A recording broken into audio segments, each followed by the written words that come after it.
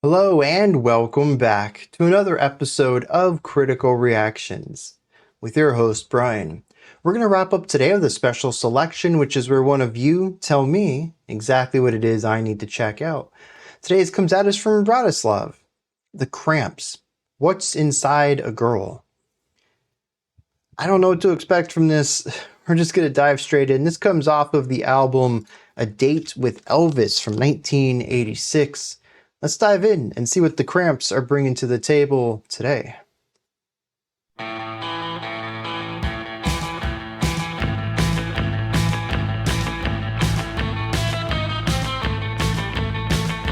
Okay.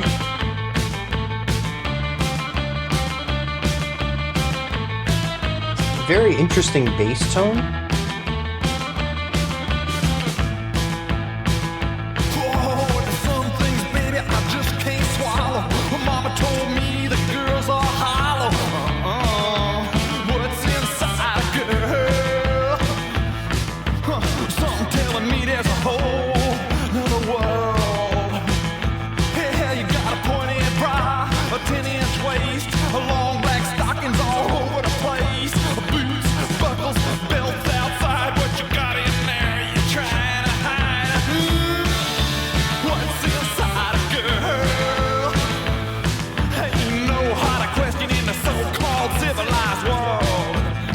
It's interesting because it's kind of surf rocky, but it's not. I think it's got a little too much punk in it.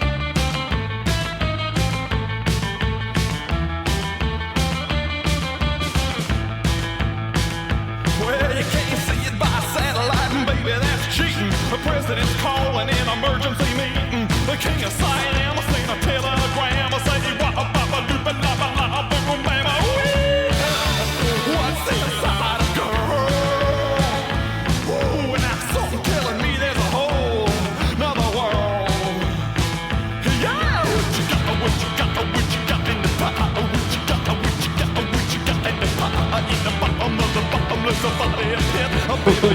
What a fun vocal delivery. Come on, babe. What's inside a girl? Yeah, like a itty bitty baby takes a party's toys. Gotta find what's riding up the boys. Sugar and spice. Interesting percussion there. Instead of using eighth notes on the hi-hat, it's like eighth notes on the rim of the snare. But we still have backbeat snare 2 and 4.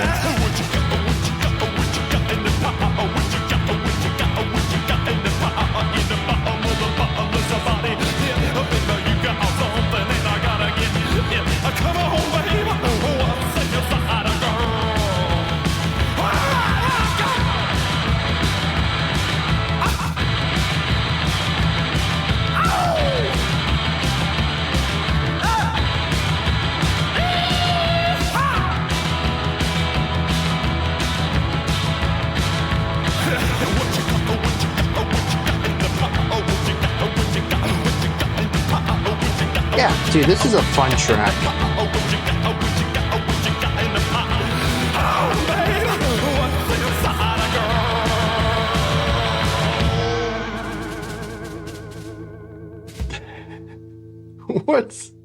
What's with the subtle snare roll there at the end?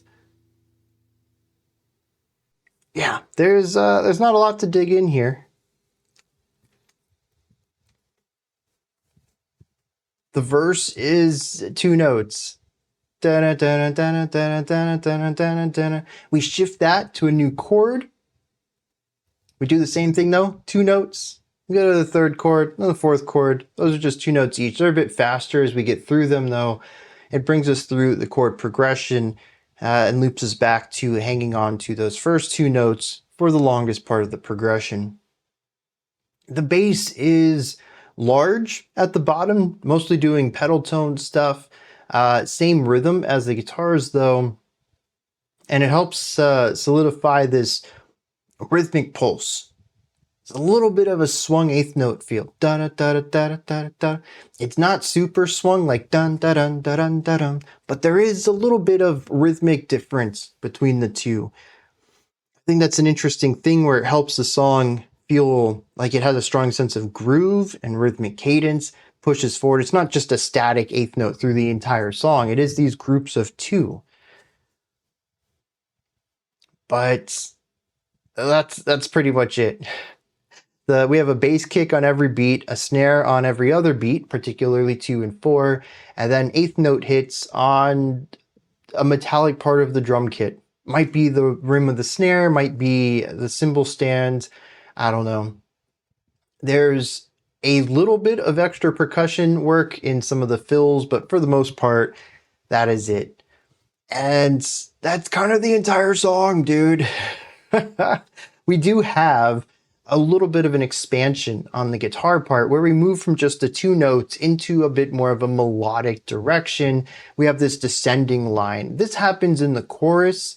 It is still relegated to just a couple of bars. It's a short idea that's repeated multiple times, and then we return back to the verse, and it's just the 2 note idea moving through the chord progression once again. The only time we have any variation from this is at the very end of the track. I'd say about 3 minutes in, maybe coming up onto the 3-minute mark, where we had a bit of an instrumental part. It was short-lived, but we did have the guitar move into full chords rather than just 2 notes of the chord. And it feels like they entered into a little bit more of a distorted sound in general, but that might just be moving from monophonic to polyphonic playing, from 1 note to multiple notes being played at the same time. And the ways that those sounds were amplifying each other and creating a larger distorted sound. Regardless, functionally nothing changed. We're still just playing the chords. We're just playing them all at once rather than playing 2 notes within the chord.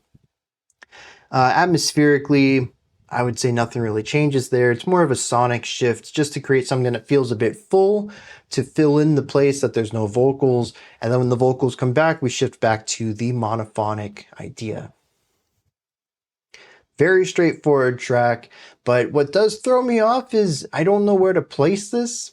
I think just from a genre perspective, it feels kind of surf rock at times, particularly the chorus and the very fun vocal lines, but it's also very punky. So if anyone wants to help me place this in a genre, let me know down in the comments. Where would you put this? Because I'm a bit lost. It feels like an interesting merger of those 2 scenes, which is pretty cool in and of itself. Now, speaking of the vocals, this is, to me, a vocal song. This is one of those tracks where the music is there to set an atmosphere, a feeling, a vibe for the vocalist to, well, be the front man within. I think that if this song had a less charismatic vocalist, I would be infinitely less interested in it. The vocalist absolutely makes this track for me.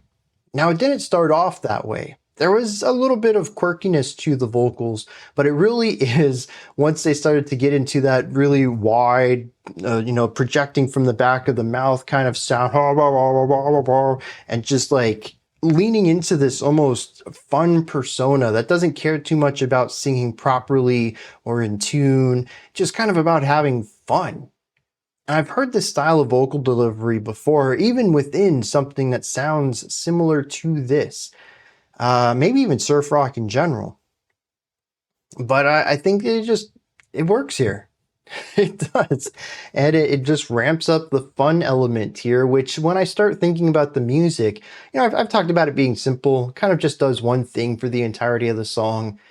I don't want to look down on it too bad, though. This is, I think, at the end of the day, a fun track. You can just bob your head to it.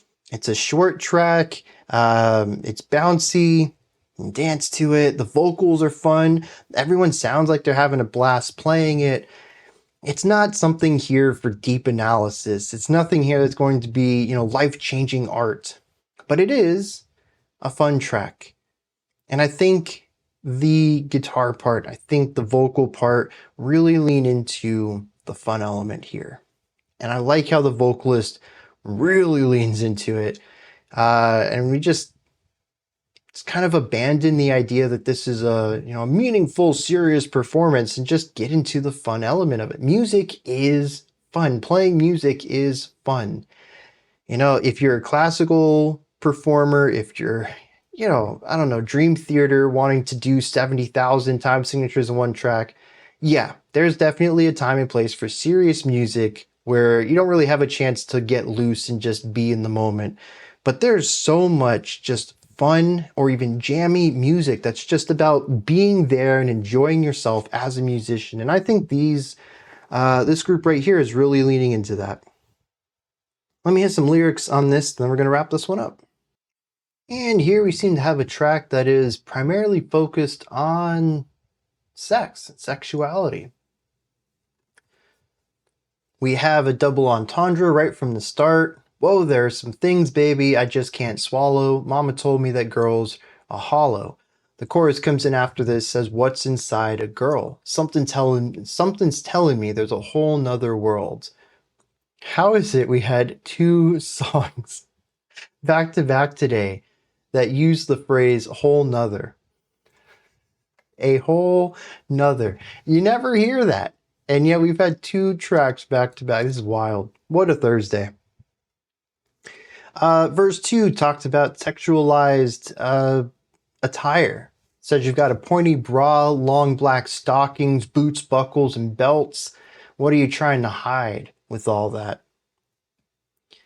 Let's see. Verse 3 says everybody wants this. Says the president's calling a meeting and the king of Siam sent a telegram. Everyone wants to know what's inside a girl. The chorus just states what you got in the pot. And verse 4 says, I'm going to find what's riling up the boys. Sugar and spice is just a bluff. So tell me, baby, what is that stuff? What's inside a girl? That's this whole song. It's just as straightforward as the music is, but it's done in a rather fun way, I will say. This came out in '86. It's kind of tough to, I wasn't born yet, so I don't know what the vocabulary of the time was like. I don't really, I just assume it was a bit more repressed than we are today. I mean, we have some very visual and provocative lyrics in popular music today. This is very tame compared to modern lyrics, but was this a bit confrontational at the time?